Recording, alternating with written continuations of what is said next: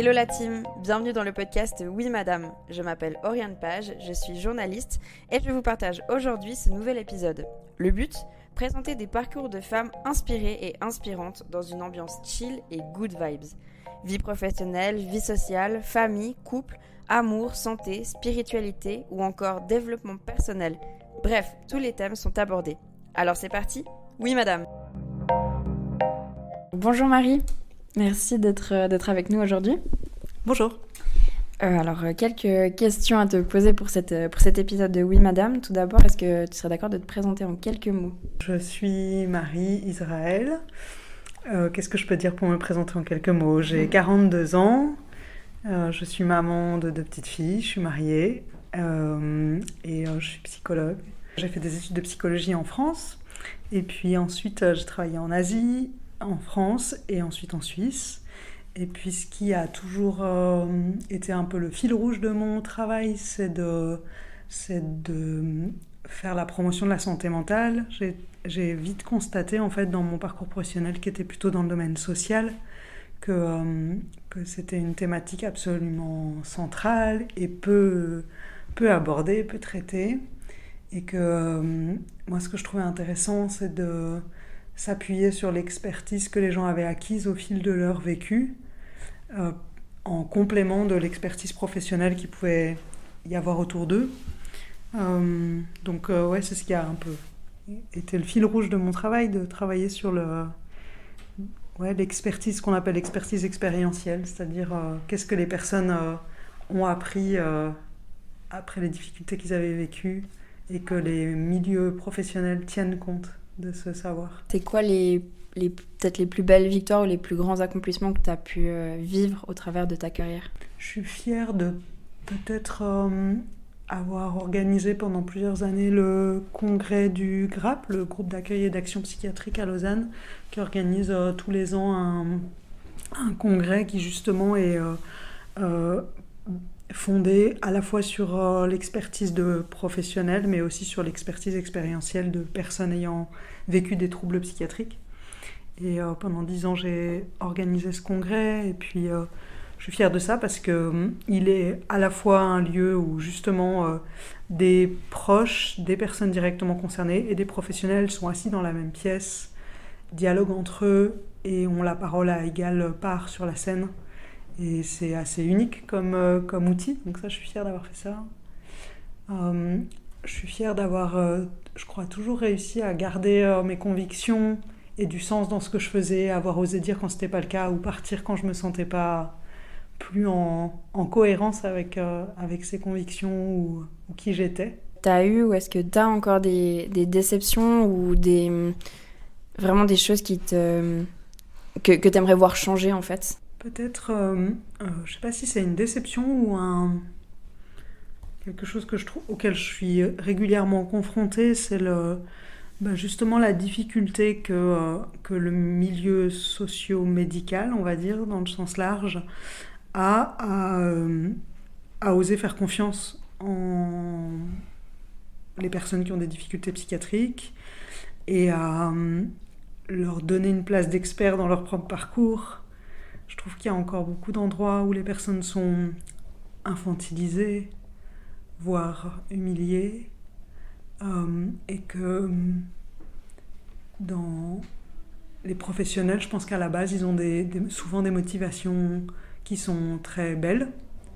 Et puis, au fil du temps, par épuisement souvent, ils sont plus durs dans leur manière de pratiquer leur travail. Et ça, c'est quelque chose... c'est pas un échec ou quelque chose... Voilà, je dirais pas ça comme ça, mais je dirais que ça m'a donné envie de me mettre un pas de côté de ce milieu-là, en tout cas. Je pense que c'est un peu une nouvelle approche, mais par rapport aux pères et aux pères praticiens. Et sauf erreur, toi, tu as pas mal vu de dossiers, de choses comme ça. On en est où actuellement en Suisse, en tout cas en Suisse romande ? Oui. Alors, il y a en Suisse... Excuse-moi, est-ce que tu serais d'accord d'expliquer déjà ce que c'est, parce que c'est pas forcément très connu encore ? Alors, effectivement, j'ai eu la chance de participer à l'implantation du métier de père praticien en santé mentale en Suisse romande. C'est une profession qui existe dans d'autres pays francophones. et d'ailleurs aussi en Suisse allemande. Donc les pairs praticiens en santé mentale et les pairs praticiennes en santé mentale sont des personnes qui ont l'expérience elles-mêmes de troubles psychiatriques, d'addiction ou d'un trouble du spectre de l'autisme, qui ont traversé ces épreuves, cette souffrance, qui sont rétablies et qui font une formation qui dure actuellement 2 ans pour devenir père aidant, professionnel et salarié dans des institutions. Donc ils bossent par exemple dans des foyers, dans des hôpitaux, dans des écoles, et ainsi de suite. Et dans ces lieux, ils travaillent comme trait d'union, on pourrait dire, entre les résidents ou les patients et voilà, et les professionnels, justement pour donner une place à l'expertise des patients. Et là où on en est aujourd'hui par rapport à ça, c'est qu'il y a 3 volets de personnes qui ont été certifiées en Suisse romande. Donc ça fait environ 35 personnes, je dirais, qui travaillent ou qui sont diplômées en Suisse romande. Il y en a en tout cas 25, je dirais, qui bossent actuellement dans les différents cantons. Et c'est très positif quand ils travaillent dans ces institutions. C'est utile et pour les personnes accompagnées, dans le sens où ils font vraiment... ils sont des grands porteurs d'espoir, en fait, quand les gens sont comme ça dans le tunnel, l'impasse de la maladie psychique, de voir quelqu'un qui dit « je suis passé par là, puis je me suis rétabli », c'est vraiment un grand espoir. Mais ils sont aussi hyper utiles auprès des équipes de soignants pour dire « mais si vous lui parlez comme ça va pas le faire ». On peut utiliser d'autres mots, d'autres méthodes. Alors, ils le disent avec diplomatie, mais c'est vraiment l'idée aussi de faire un travail auprès des équipes de professionnels pour faire bouger leur manière de travailler. Donc voilà, on en est là. Et puis, il y a une nouvelle formation qui commence au mois de mars avec 20 personnes qui sortiront diplômées dans 2 ans. J'ai une amie qui travaille dans le milieu justement de la santé et elle a vu vraiment quelqu'un rejoindre son équipe en tant que père praticienne. C'était une femme. Qui était, on va dire, rétablie, entre guillemets, de troubles borderline. Elle, son expérience, c'est que ça n'avait pas marché du tout. Surtout son intégration dans l'équipe, elle était tout le temps en fait, mise de côté, voire limite oubliée. Ça a peut-être marché auprès des personnes qui en souffraient, mais en tout cas, pour l'intégration au niveau de l'équipe, c'était très compliqué. Okay. Je sais pas si tu as entendu parler de situations comme ça, et puis si c'est le cas, qu'est-ce qui se passe en fait? Quels sont un peu les défis par rapport à ça? Oui, alors en effet, il y a des fois où ça a pu arriver que ça se passe pas bien. Ce qui est sûr, c'est que c'est un nouveau métier, et que donc, et pour les équipes et pour les personnes elles-mêmes, il y a eu des fois où ça a été difficile, et que l'idée, c'est de mieux préparer les équipes qui accueillent ces personnes à comprendre qui elles sont, qu'est-ce que c'est leur job, à quoi elles servent. Et puis de l'autre côté, mieux préparer les pères praticiens, pères praticiennes qui commencent à travailler à c'est quoi le monde du travail, comment c'est de s'insérer dans une équipe. Enfin voilà, des 2 côtés, travailler à une meilleure... Voilà, après, comme n'importe quel collaborateur ou collaboratrice qui arrive dans une équipe, on n'est jamais à l'abri que ça marche, c'est pas promis que ça marche à 100%, mais l'idée, c'est quand même de mieux faire connaître le job. Puis ça a évolué pas mal ces dernières années. Autant dans ta vie professionnelle que privée, c'est quoi les plus grands défis que tu as rencontrés? Alors, c'est plutôt des défis personnels. J'ai perdu ma mère très jeune, premier défi. De me reconstruire après ça, de me construire une identité sans une maman. Et puis, deuxième défi, être maman. À mon tour. Clairement, j'ai trouvé que c'était le plus passionnant et le plus difficile action ou job que j'ai fait dans ma vie, et que je fais toujours d'ailleurs. Et je trouve que c'est un cadeau, et en même temps, j'ai trouvé que c'était chaque jour une leçon d'humilité dans le fait qu'il n'y a pas de recette magique et qu'on réinvente et que voilà. Selon toi, qu'est-ce qui aide le plus au rétablissement pour les personnes qui sont dans un moment de souffrance? Je pense que c'est complètement personnel, c'est-à-dire que chaque chemin de rétablissement est construit par la personne elle-même, et que bien souvent, c'est plutôt un ensemble d'ingrédients qui vont bien fonctionner dans la vie de quelqu'un. Pour certains, avoir un bon soutien médical, une vraie relation avec un psychiatre ou un psychologue est un ingrédient extrêmement important. Pour d'autres, ce qui va être absolument primordial, c'est de rester dans une activité professionnelle. Et pour un troisième, ce sera de continuer à pratiquer le yoga ou autre. Donc j'ai l'impression qu'il n'y a pas comme ça un truc qui serait vrai pour tout le monde, mais plutôt l'idée de se dire que pour tout le monde, par contre, il y a un équilibre à trouver de ressources qui conviennent à cette personne-là. Par rapport justement à la santé mentale, quelles sont peut-être les... Je sais pas si c'est les maladies ou les expériences de vie que tu rencontres le plus souvent. Tu as des exemples en tête ? Si on parle du point de vue des différents parcours de vie, je rencontre des gens qui ont tout type de diagnostic. Bien souvent, ils ont changé de diagnostic, ils ont eu plusieurs diagnostics. Donc pour moi, je sais pas comment dire, les diagnostics, c'est pas tellement... J'ai pas envie intéressant, c'est pas le bon mot, mais c'est pas ce à quoi je m'intéresse le plus. Par contre, ce qu'on pourrait dire, c'est que bien souvent, on sépare habituellement ce qui concerne les addictions de ce qui concerne le neuroatypisme, par exemple être dyslexique ou avoir un trouble de l'autisme ou autre, et les problèmes de santé psychique ou psychiatrique, par exemple la dépression ou autre, alors que la réalité de ma pratique, c'est qu'en fait, c'est souvent les mêmes gens qui, à différents moments de leur vie, vont vivre ça. C'est-à-dire que, par exemple, avoir un neuroatypisme, la confrontation avec la société est parfois tellement difficile, quand on est, par exemple, autiste, qu'on peut en venir à développer une dépression ou à avoir une addiction. Et alors qu'on a tendance à séparer ces différents troubles, la plupart des gens que j'ai rencontrés, en fait, étaient concernés par plusieurs problématiques. Donc ça, c'est une chose. Et puis l'autre chose, c'est que moi, j'ai été extrêmement frappée du nombre de personnes dont...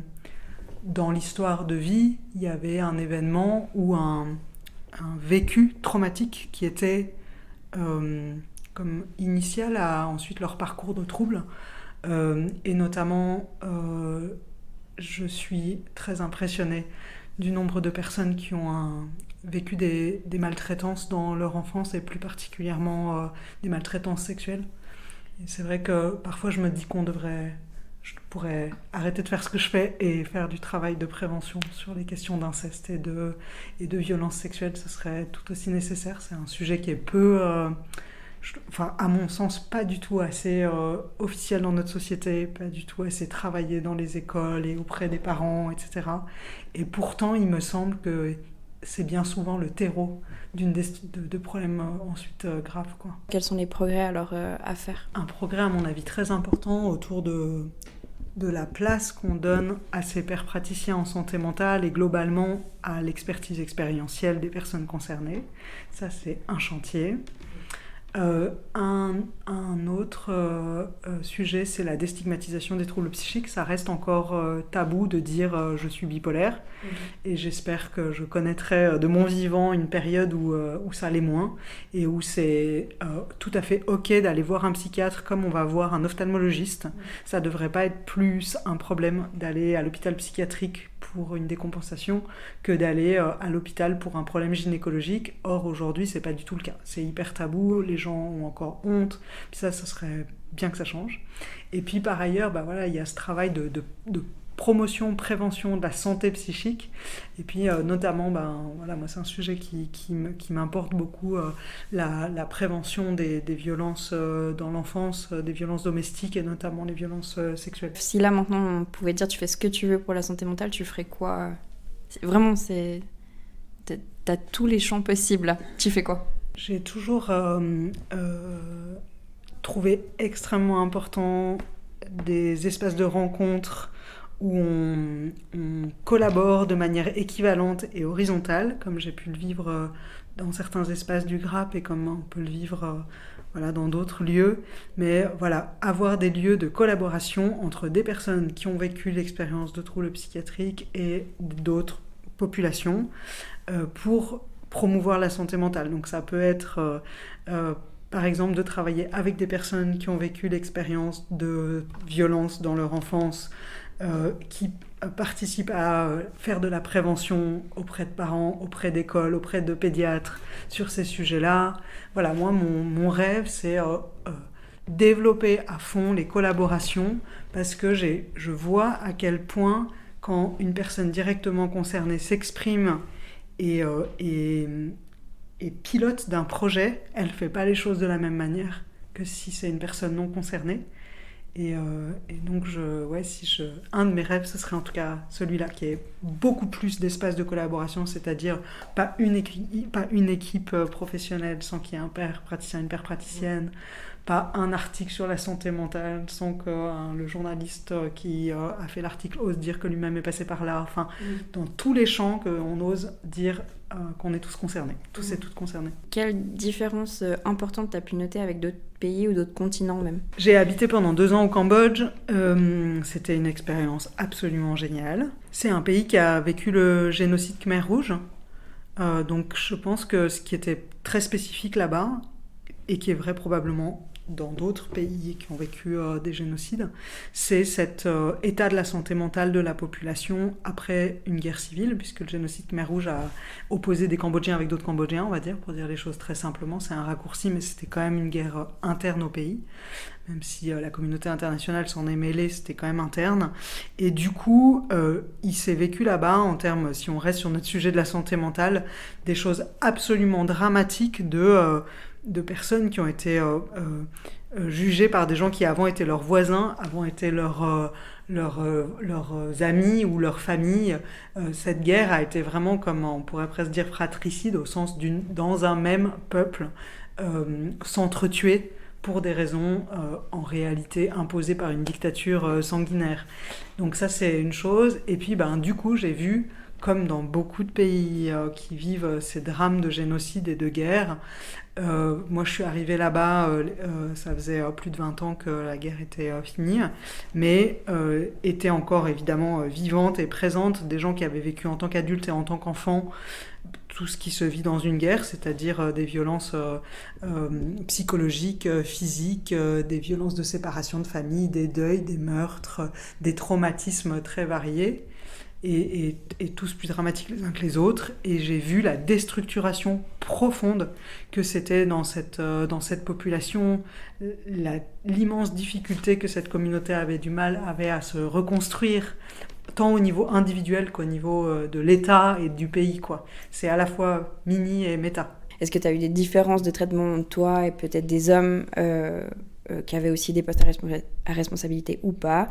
Et puis finalement, comment est-ce que tu as trouvé justement un équilibre entre ta vie privée et ta vie professionnelle, d'autant que tu nous as expliqué avant que ton rôle de mère avait aussi, est toujours d'ailleurs challengeant par moments. Et donc voilà, ta place en tant que femme, ton équilibre entre ta vie pro et privée, et finalement, est-ce qu'il y a eu des situations où tu as senti que ta vie professionnelle prenait trop le dessus? Je pense que comme tu l'as dit avant, tu as vu des choses hyper difficiles avec de l'inceste ou des choses comme ça. Comment tu fais quand tu rentres chez toi pour dire ok, maintenant c'est fini, et puis en gros, en guillemets, j'y pense plus, puis pas peut-être essayer de vouloir sauver la personne, ou tu vois, un peu genre trop t'impliquer dans la guérison ou dans le suivi de quelqu'un. Comment tu fais ça en fait? Donc en fait, il y a 3 questions en une, mais si jamais je te les reposerai au fur et à mesure, mais voilà.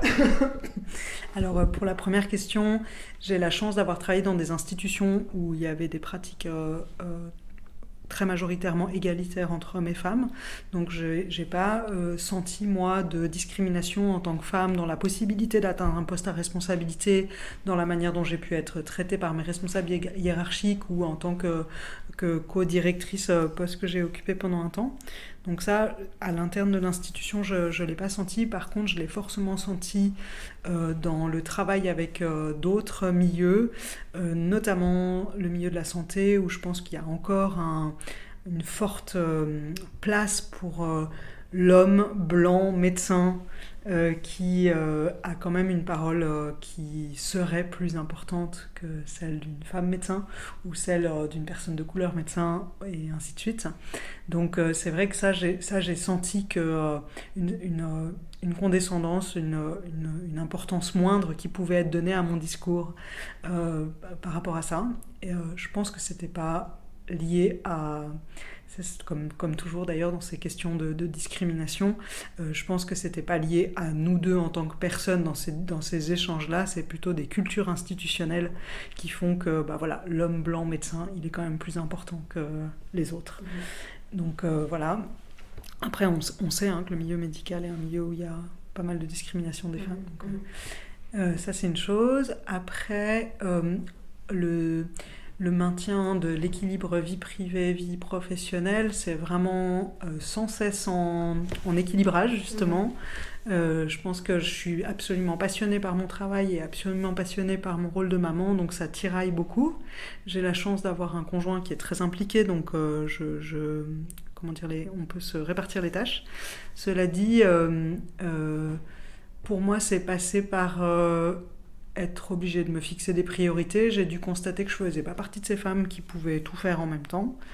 Et donc, j'ai dû renoncer à justement certains défis de carrière professionnelle, mais c'était vraiment mon choix. C'est pas qu'on m'a mis des bâtons dans les roues, tout ça, pas du tout. C'est vraiment mon choix personnel d'avoir renoncé pour avoir plus de temps en tant que maman et aussi du temps de digestion de tout ça, et de ma vie professionnelle et de ma vie perso. Il y a peut-être des gens qui peuvent avoir une journée comme ça hyper intense au niveau professionnel, hyper chargée au niveau émotion, et ensuite avoir une soirée hyper intense et chargée au niveau émotion en tant que parent.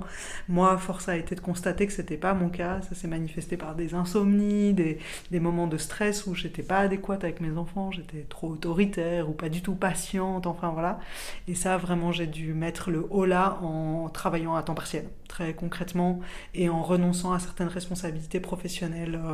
Alors il y a eu un moment un peu de deuil comme ça, de renoncement, mais maintenant c'est hyper serein. C'est choisi et ok. Donc voilà. Et puis par rapport au fait de faire la part des choses, par rapport au contenu de ce sur quoi je travaille, pour moi ça n'a jamais été un problème, la lourdeur ou la profondeur de la souffrance à laquelle j'étais confrontée dans les récits des gens que je rencontrais. Je crois que ça, c'est une partie de mon job que je maîtrise bien. Ça fait partie de ma formation de psychologue et je la maîtrise bien. C'est-à-dire que pour moi, ce qui m'a été confié dans la journée, aussi dramatique soit-il, je le porte, mais j'arrive à faire la part des choses. Ce qui a été difficile pour moi, c'est plutôt des tensions institutionnelles ou des charges administratives, plutôt des questions d'ordre de la vie qui font aussi partie de la vie de salarié en institution. Quand on pilote des projets, enfin voilà, c'est pas les parcours des gens que j'accompagnais, mais le contenu de mon travail par ailleurs. Et ça, pour le coup, j'ai dû constater que j'arrivais pas à avoir trop de choses de ce point de vue-là et que je devais renoncer à certains projets. Par rapport juste au rôle de proche aidant, c'est juste un mot par rapport à ça. Donc proche aidant, pour rappeler, c'est vraiment les gens de la famille ou des amis très, très proches d'une personne qui est souffrante, qui va du coup aider voilà, la personne.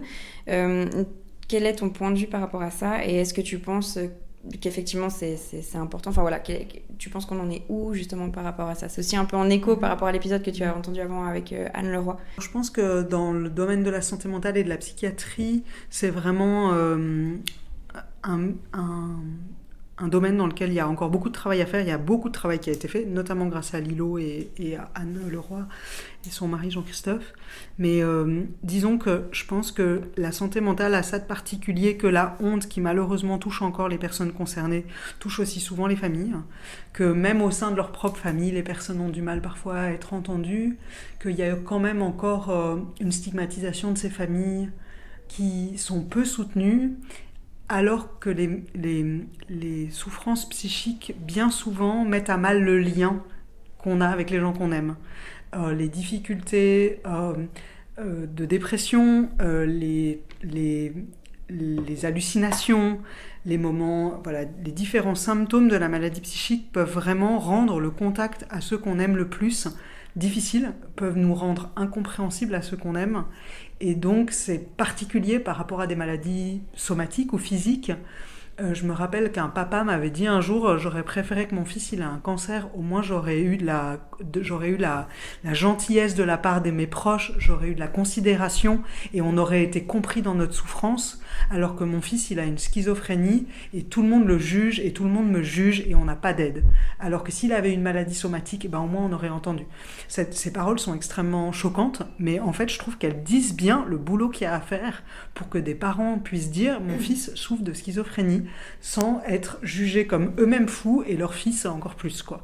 Et ça, je pense que c'est un gros défi, qu'on fasse une place à ces familles, qu'on les soutienne mieux, qu'elles soient reconnues comme partenaires par les professionnels, c'est-à-dire quand une famille accompagne un enfant qui va très mal, un enfant au sens leur fils ou leur fille, qui peut être adulte, leur enfant à l'hôpital, parce qu'il est au fond de la souffrance, on leur dise, ok, vous êtes qui ? Alors qu'ils puissent être entendus dans ce qu'ils ont vu de comment allait la personne, et puis quand ensuite la personne va mieux, on leur dit voilà, il s'est passé ça pendant qu'il était à l'hôpital, est-ce que vous vous sentez en capacité de l'accueillir à nouveau chez vous, qu'il soit soutenu pour... Aujourd'hui on accorde peu de considération à ses proches, et ils sont peu considérés comme partenaires dans la réflexion, comme discussion, quand il y a par exemple des réflexions sur le lieu d'hébergement ou de logement d'une personne, alors que les proches très souvent sont mis à contribution, ils ne sont pas à la table des discussions. Voilà. Donc je pense que quand la personne directement concernée, c'est-à-dire le patient, est d'accord, c'est chouette que les proches puissent avoir leur place. Est-ce que tu penses qu'une personne qui souffre de maladie mentale peut guérir, ou au moins, si ce n'est guérir, avoir une vie entre énormes guillemets normale? Et est-ce que tu as des exemples justement de personnes qui ont réussi cet exercice? Et puis finalement, est-ce qu'on peut sortir en fait du rôle de malade? Est-ce que les gens peuvent nous voir à nouveau comme quelqu'un qui est fonctionnel et qui est stable finalement? Oui, évidemment, en fait, sinon je ferais pas ce job. Je suis ultra sûre, méga convaincue qu'on peut avoir vécu des troubles psychiatriques, même très graves, c'est pas la gravité des troubles à mon avis qui présage de la suite, et s'en rétablir et vivre une vie heureuse avec les 1000 manières qu'il y a pour chacun et chacune de nous de définir ce que ça veut dire une vie heureuse. Je pense que c'est un chemin qui peut être long, décourageant, très difficile, ce chemin de rétablissement, mais je pense qu'il est hyper possible et qu'on peut tout à fait regagner une identité de citoyen, citoyenne qu'on veut bien se donner, que chacun a à tracer pour lui-même, et que... Ça repose justement sur ces différents ingrédients qui sont propres à chaque personne, entre à un moment donné peut-être un soutien médical, peut-être le soutien de proches, peut-être le soutien d'avoir un métier, un travail qui nous épanouit, mais chez quelqu'un d'autre, ça sera plutôt une activité artistique, une activité bénévole, le fait d'être parent. Chacun doit trouver son équilibre entre ce que cette fragilité psychique lui impose comme restriction, j'ai envie de dire, donc peut-être il faut tenir compte, et le nouveau chemin à inventer qui tient aussi compte de nouvelles possibilités, nouveaux horizons. Souvent les gens, j'ai envie de dire, ils se seraient bien passés de cette souffrance psychique. Je suis pas naïve, je sais à quel point ça peut être une douleur et une souffrance hyper profonde, mais elle peut être porteuse d'apprentissage et de nouvelles compétences, et de se dire, mais en fait, grâce à cette maladie dont je me serais bien passée, je suis une vie peut-être encore plus épanouie, encore plus riche, avec des choix qui me ressemblent plus, qui sont plus respectueux de moi-même. Donc voilà, c'est pas un chemin facile, mais je pense qu'il est absolument possible, et que ça vaut la peine d'y croire. J'avais en tête tout est possible à celui qui croit, donc amen, c'est ce qu'on souhaite à tout le monde en tout cas. Et merci beaucoup en tout cas Marie pour cet entretien. Alors on te souhaite le meilleur, et puis à tout bientôt. Merci beaucoup, merci à toi Oriane. Merci.